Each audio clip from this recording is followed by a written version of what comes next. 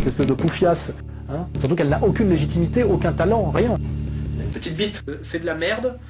Cette vulgarité qui est insupportable pour un Français qui a une histoire, quand même. Racine, il y a des fondamentaux, c'est insupportable.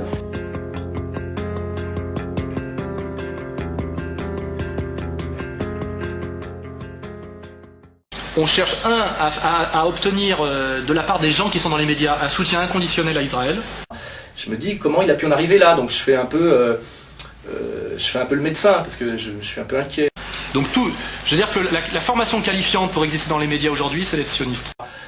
Tout ça est de la psychopathologie, c'est-à-dire qu'en fait il a une espèce de haine liée à une humiliation, un peu humilié dans la cour de récré, parce que physiquement il n'était pas au niveau pour jouer au foot, mais c'est un mec brillant, c'est sûr, c'est un mec qui a un cerveau qui est développé. Si t'es antisioniste, si t'es judéo-critique ou quoi que ce soit, tu dégages. Je me suis renseigné, c'est un garçon qui rêvait d'être connu, parce qu'à mon avis, d'après mes renseignements, c'est un type qui a beaucoup souffert à l'adolescence. Un problème, il a une petite bite, par exemple, tu vois. C'est pas un bon préalable pour faire de la socio, de la géopolitique.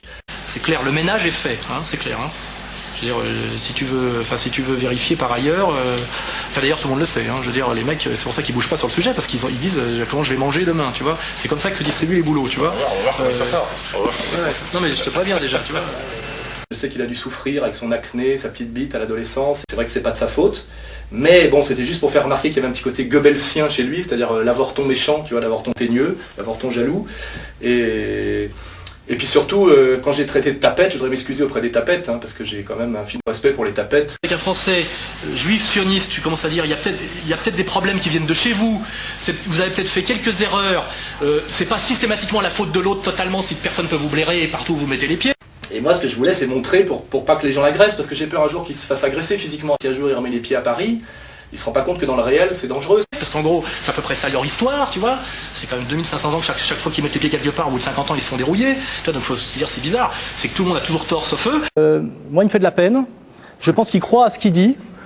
C'est un type qui fait malheureusement un énorme boulot pour la remontée de l'antisémitisme en France. Ouais. Tout le monde a toujours tort sauf eux. Le mec, il se met à aboyer, à hurler, à devenir dingue, tu vois. Et tu peux pas dialoguer. C'est-à-dire que je pense qu'il y a une psychopathologie, tu vois, du judaïsme sionisme qui confine à la maladie mentale. Il y a quand même des trucs très très vislards dans ses livres. Et moi, je pense que son dernier bouquin est peut-être beaucoup plus antisémite que le mien, tu vois, si on sait le lire, tu vois. Et que les gens qui ont un peu de finesse l'ont remarqué. C'est peut-être pour ça qu'il n'a pas eu le Goncourt d'ailleurs. Je pense moi je fais une analyse qui est toujours un peu subversive mais qui sera admise, il suffit d'attendre. Donc, tout ce que j'avais prévu est en train de s'accomplir. Donc moi je suis dans une démarche de pacifiste. Hein. Et je me suis rendu compte récemment qu'il se prenait au sérieux et puis surtout qu'il sortait des diatribes très violentes. C'est hallucinant, c'est-à-dire que normalement, dans une période révolutionnaire, les gens qui ont fait ça, ils peuvent être guillotinés s'il y a un Robespierre qui vient. Hein. Il peut y avoir de la guillotine. Hein. Ça mérite, hein, largement. Hein. On en a guillotiné pour moins que ça, je dirais. C'est vilain, d'appeler à assassiner des gens, c'est pas bien. Hein, surtout qu'il y a des petits cons qui pourraient l'écouter. Je voulais juste te prévenir qu'il fallait que tu ne mélanges pas la science-fiction et la géopolitique.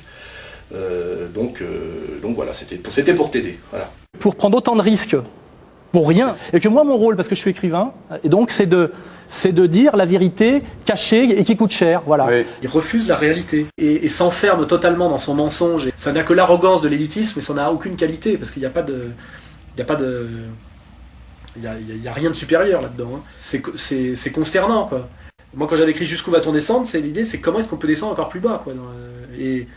Et là, on n'est pas loin de toucher le fond, à mon avis. Hein. La seule explication rationnelle de toutes ces conneries, c'est que ça fait exploser le prix du mètre carré à Paris.